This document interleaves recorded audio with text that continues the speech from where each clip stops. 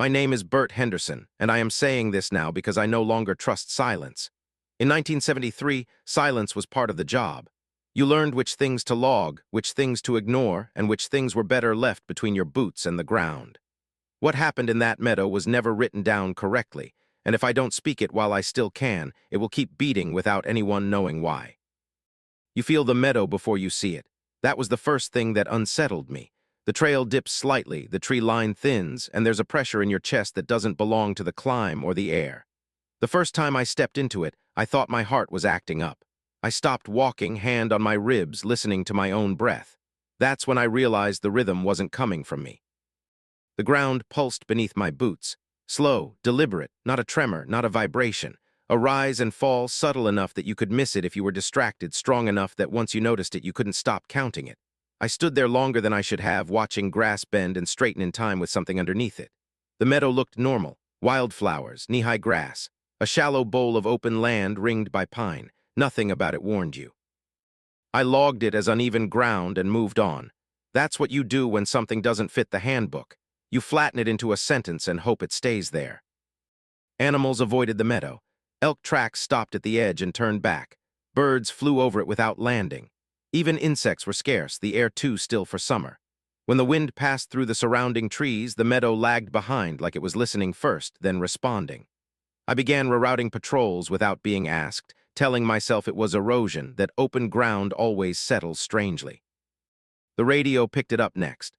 A soft, steady thump underneath the usual static when I crossed the clearing. It wasn't interference. It had spacing, a tempo. When I stopped walking, it slowed. When I took a step forward, it corrected itself, matching my pace after a beat or two. I switched channels, same sound. I turned the radio off. The sound continued through the soles of my boots.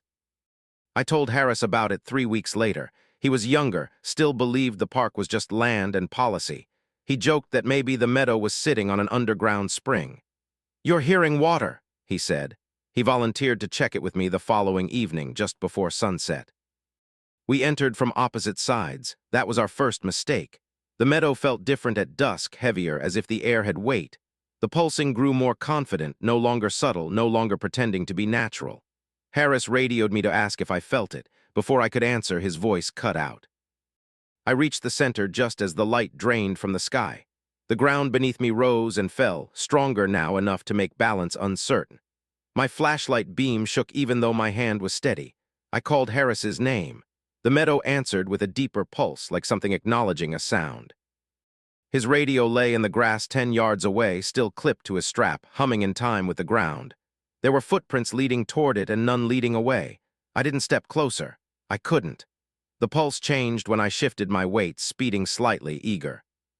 Search protocol brought men, trucks, paper maps spread across hoods. Flashlights swept the meadow, beams dipping and rising as the ground moved beneath us. Someone laughed nervously and said it felt like standing on a breathing animal.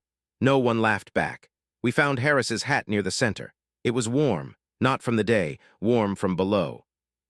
The orders came the next morning, verbal, immediate. The meadow was to be marked unstable and removed from recreational maps, patrols rerouted. Harris listed as missing, presumed disoriented.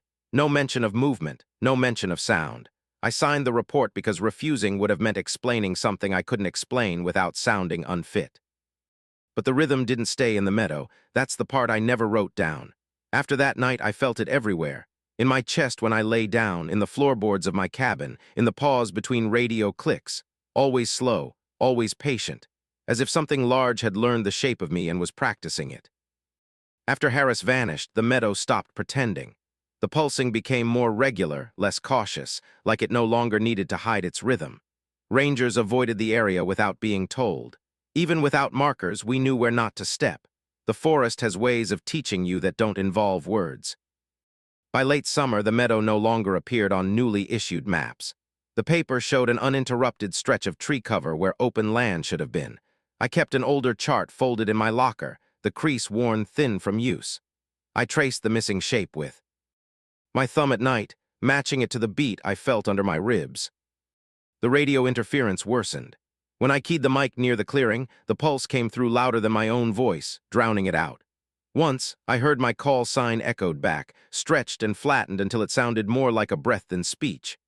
I stopped carrying the radio across my chest and clipped it to my belt instead, like distance would help. Another incident followed in September. A maintenance worker assigned to check a fence line cut too close to the meadow and felt the ground shift beneath him. He stumbled but didn't fall. He reported nausea, vertigo, and the sensation that his heartbeat wasn't his anymore. Medical cleared him, but he transferred out 2 weeks later and never came back. Men in plain coats arrived before the leaves changed. They walked the perimeter with instruments they didn't explain, setting them down on the grass and watching the needles jump in time with the pulse. One of them knelt and pressed his palm to the earth like he was greeting something familiar. When he stood, his hand was shaking, and he kept it hidden in his coat pocket. They told us the meadow was restricted, not dangerous, restricted, no fences, no signs, just absence, the kind that depends on compliance. They asked who had spent the most time there. I didn't answer, they already knew. That winter, I dreamed of standing knee-deep in grass that rose and fell like a chest breathing. I dreamed of Harris beneath the surface, not buried, not trapped, but held in place by something that needed a pattern to follow. I woke up counting, matching the rhythm in my ears to the one under the floor. In early spring, I went back alone. I told myself I needed closure. That was a lie. I needed to know if it remembered me. The meadow was green again, calm on the surface, the pulse barely visible. I stepped in and waited. The ground hesitated, then resumed, slower than before, like it was adjusting. When I knelt, the grass leaned toward me, not bent by wind. Inclined, I pressed my ear to the soil and heard it clearly then, not a sound but pressure. A deep internal movement that suggested mass and purpose. I felt lightheaded not from fear but from recognition. I knew the rhythm. It matched the one I'd felt in my chest for months. I stood too quickly. The pulse spiked. I staggered back to the tree line and waited for it to slow. It did reluctantly, as if disappointed. I marked the spot in my logbook with a code only I used, then closed it for the last time. My transfer came through a week later. No explanation, no delay. I packed my maps, my flashlight, my boots, and left the radio behind. I didn't trust it anymore. As I drove out, I felt the rhythm fade with distance, not stop, just stretch. Years passed, other forests, other assignments, but the beat followed, faint at first, then clearer, in hotel beds, in cabins, in the pause between breaths. I learned to sit very still and wait for it to settle, like you would with an animal that doesn't know whether you're prey or pattern. In 1981, I received a letter forwarded from the old station. No return address. Inside was a photocopy of a map I'd never seen, showing the meadow circled in red with a handwritten note beside it. Active. Nothing else. I burned it in a sink and watched the paper curl in time with the beat in my ears. That was when I understood the truth we'd avoided. The meadow wasn't an anomaly. It was a function, a piece of something larger doing what it was meant to do. The rhythm wasn't a warning. It was maintenance. I retired in 1989, but the rhythm didn't acknowledge that. It doesn't respect timelines, paperwork, or distance. It only knows continuity. I learned that the hard way when the pulsing began to show up in places that had never known grass or sky. Concrete can carry it, metal can carry it. Your own body is the easiest medium of all.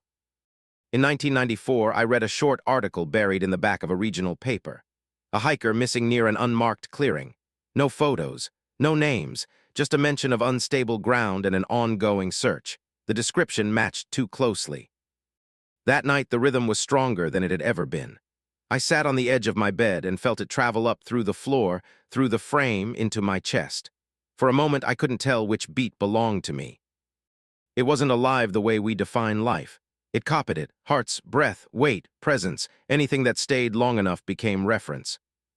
Harris stayed too long. So did I. The meadow still pulses. I know that with a certainty I can't explain. It pulses because it is doing its job, because what it takes doesn't rot, it integrates. And once you've been counted, you're never truly gone.